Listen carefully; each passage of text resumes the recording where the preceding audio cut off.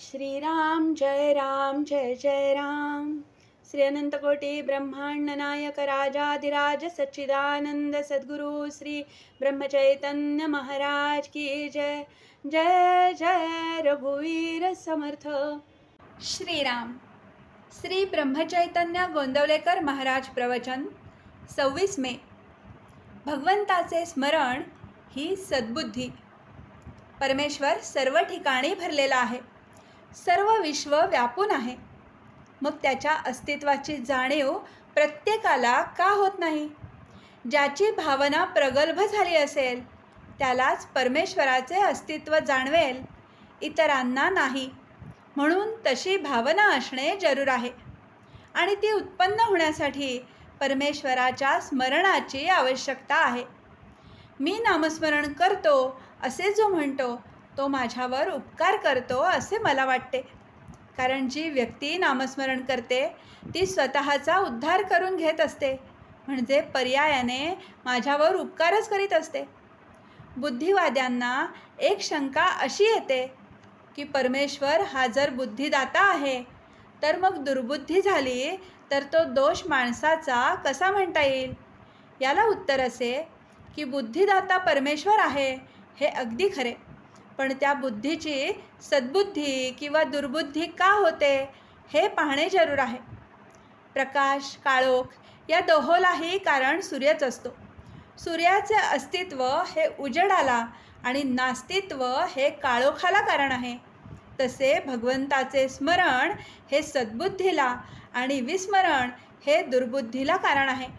म्हणून बुद्धिदाता परमेश्वर हे जरी खरे असले तरी सद्बुद्धी वा दुर्बुद्धी ठेवणे हे मनुष्याच्या हातात आहे। भगवंताचे स्मरण ठेवले म्हणजे दुर्बुद्धी होणार नाही, म्हणून नेहमी भगवंताच्या स्मरणात राहावे आणि याला उपाय म्हणजे नामस्मरण। सर्व सोडून भगवंताच्या स्मरणात राहिले पाहिजे, परंतु व्यवहार नीट करून त्यामध्ये भगवंताचे अनुसंधान ठेवणे हे त्याहीपेक्षा श्रेष्ठ आहे। भगवंताच्या कृपेने प्राप्त झालेला आजचा दिवस आपण त्याच्याकडेच लावणे जरूर आहे। भगवंताचे अनुसंधान ठेवले म्हणजे दिवस त्याच्याकडे लागतो। अशा रीतीने आजचा दिवस भगवंताच्या अनुसंधानात घालवला तर आपल्याला नित्य दिवाळीच आहे।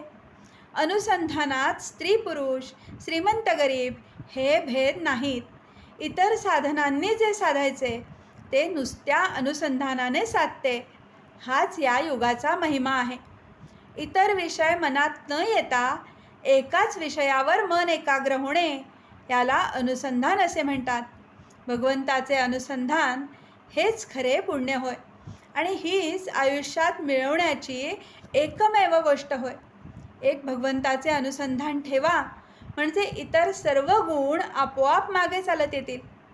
भगवंताला अनन्य भावे अशी प्रार्थना करावी की देवा, प्रारब्धाने आलेले भोग येऊ देत, पण तुझे अनुसंधान मात्र चुकू देऊ नको।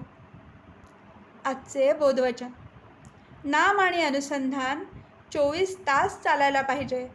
तेथे दुसरी एखादी गोष्ट वेळेवर न झाली तर त्याचा आग्रह नसावा। जानकी जीवन स्मरण जय जय राम।